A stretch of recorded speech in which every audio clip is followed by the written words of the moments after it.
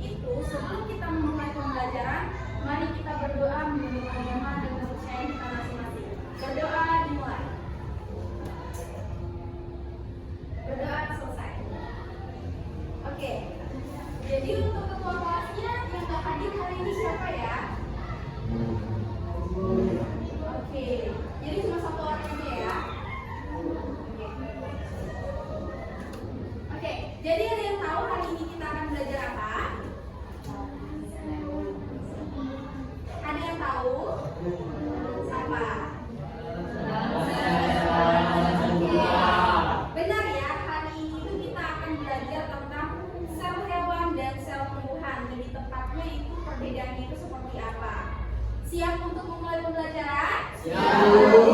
Oke, next slide. Jadi, Ibu mau tanya nih sama kalian sebelum kita memulai pembelajaran, Ibu punya pertanyaan romantik, yaitu sebenarnya apa sih yang kalian pikirin tentang sel? Ya. Sel adalah unit kecil. Oke, bagus. Ada yang lain? Ya. Iya, betul. Ada yang lain? Ada yang lain untuk melengkapi jawaban temannya? Ya. Oke, benar ya apa kata teman-teman kalian tadi bahwa sel itu adalah unit terkecil, terus unit struktural itu benar. Beri apresiasi dong. Oke, jadi benar ya. Next slide. Sel itu, next slide. Sel itu merupakan unit fungsional atau unit struktural dan fungsional bagi kehidupan. Sebenarnya apa sih yang dimaksud dengan unit struktural dan unit fungsional? Ada yang tahu? Oke, karena tidak ada yang tahu, jadi Ibu akan menjelaskan.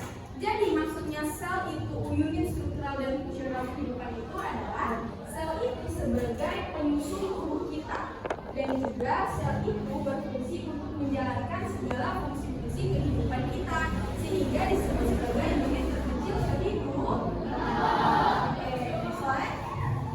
Jadi ada yang tahu ini gambar apa? Iya benar. Jadi ini adalah kumpulan batu bata. Jadi ini ibaratkan sel itu kecil, tapi dia itu banyak. Jadi dia akan membentuk satu per satu sehingga membentuk suatu kesatuan yang utuh seperti di slide selanjutnya. Nah seperti ini. Next slide. Nah jadi tadi kita sudah membahas tentang sel di pertanyaan tematik. Selanjutnya itu kita akan membahas tentang struktur sel. Ternyata kan kalian mengatakan bahwasanya sel itu adalah unit terkecil dari makhluk hidup. Ternyata ada loh yang lebih kecil lagi daripada sel.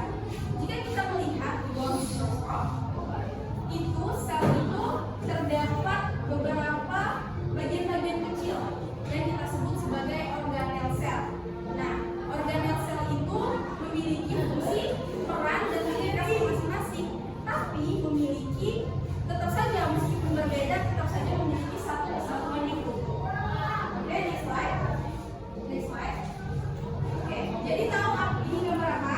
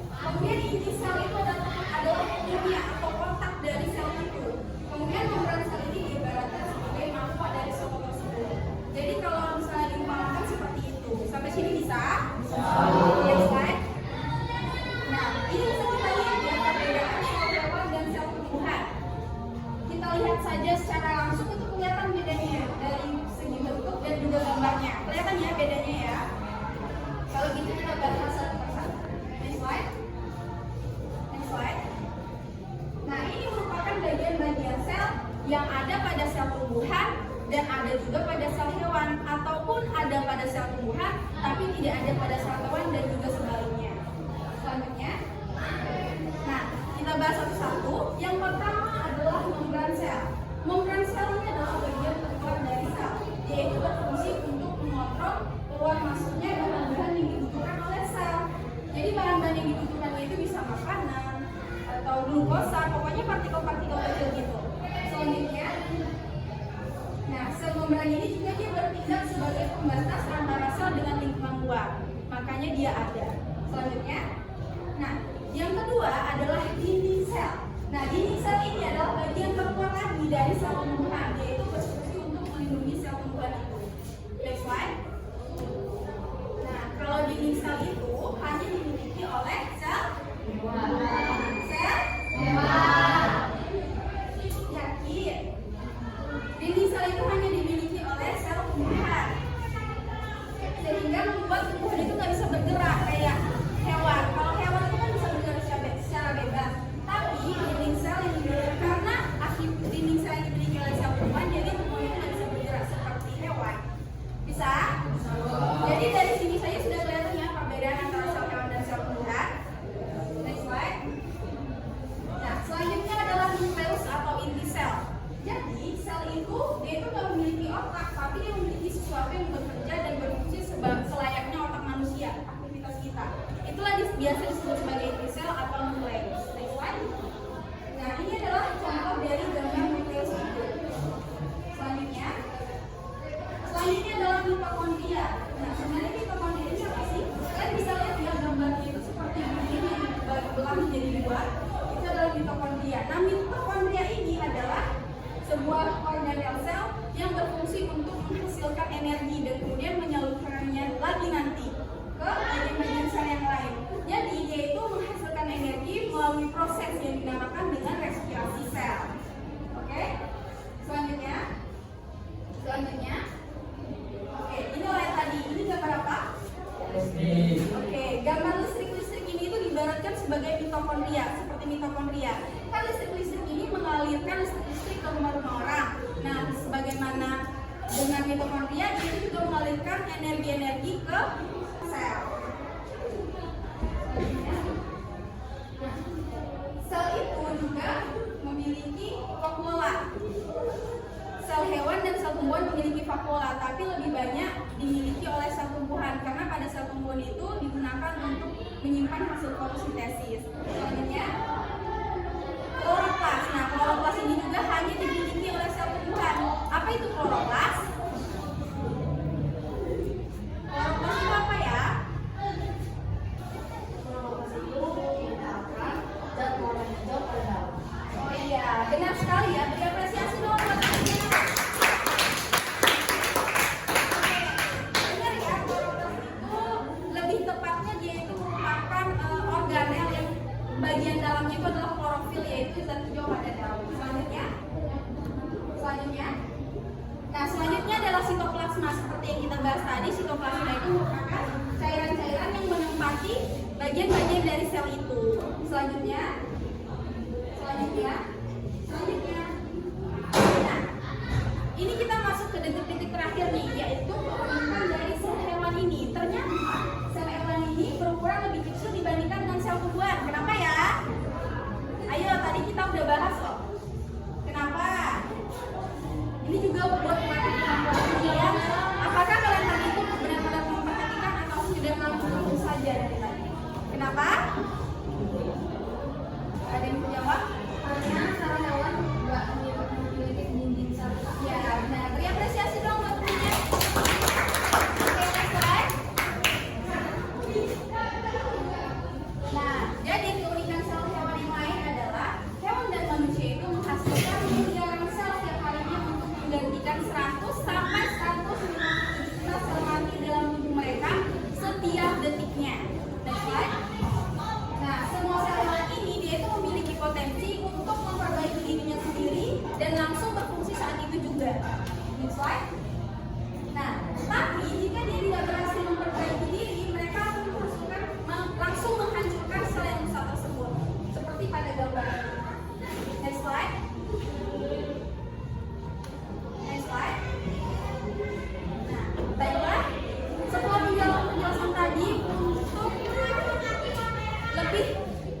bagi kalian mengerti terkait perbedaan sel hewan dan sel tumbuhan, maka kita akan menggunakan barcode untuk melihat informasi lebih jelasnya lagi dan melihat gambar 3 dimensinya seperti apa. Ini scan barcode kan. Nah, coba tangan Martin taruh sini dulu. Terus ini kita geser. Kita tekan. Nah, kelihatan kan? Ini gambarnya itu ada di tangan Martin. Itu adalah gambar sel hewan. Tuh, kita juga bisa perbesar informasinya. Terus bisa kita lihat di sini di mana ya mitokondria? Mana ya mitokondria? Oh, yang ini. Ya, bisa kita lihat kan? Jelas enggak sih? Jelas kan? Kelihatan ya? Nah, kayak organel-organel yang lain tuh juga kelihatan. Bisa kan? Bisa. Kalau mau ngetes diri juga boleh, boleh dilihat. Terus digedein juga bisa. Nah, untuk informasinya nanti ada di barcode selanjutnya ya.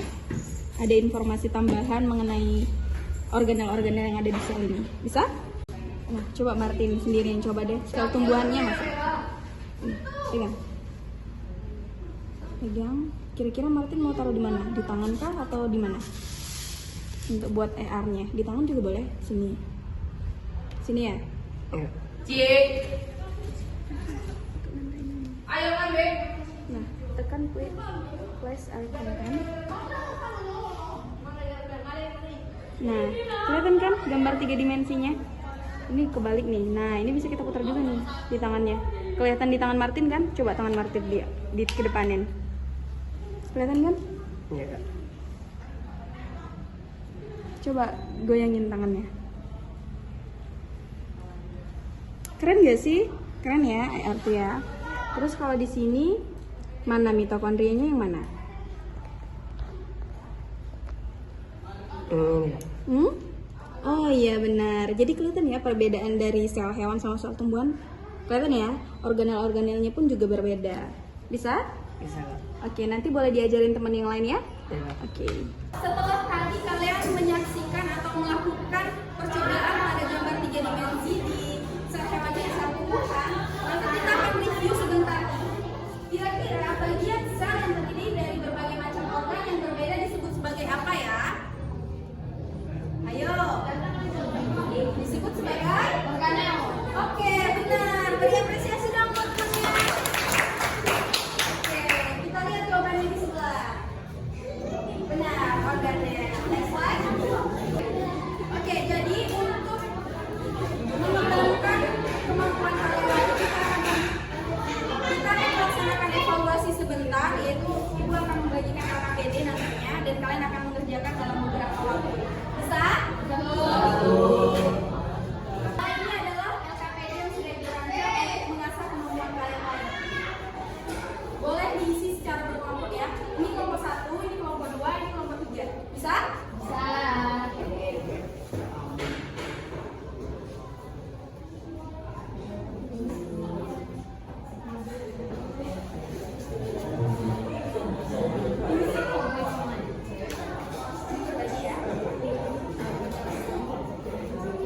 Oke, Ibu beri waktu beberapa menit. 7 menit cukup ya? Oke, silakan dikerjakan.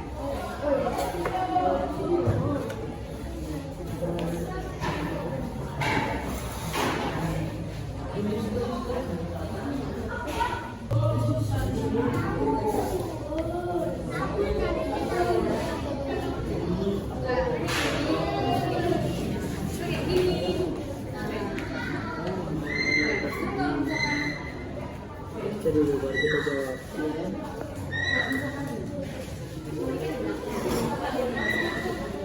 Oke, semuanya sudah selesai? Oke, boleh dikumpulkan.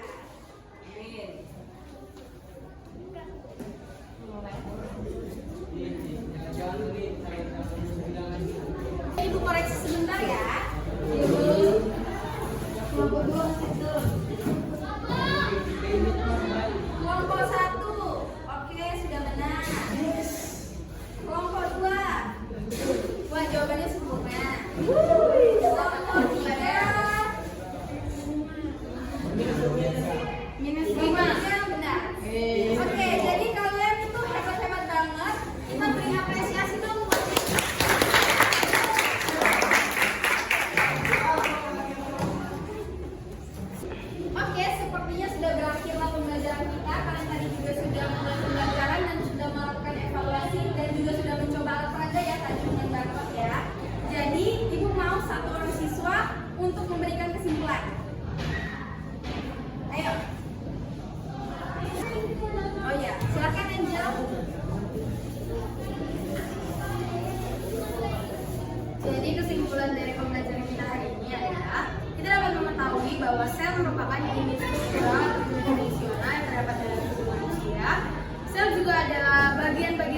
kecil yang bisa membantu, yang mempunyai organel-organelnya tersendiri. Sel juga mempunyai 3 struktur, yang pertama itu ada membran sel, yang kedua inti sel, dan yang ketiga sitoplasma. Terima kasih. Oke, apresiasi.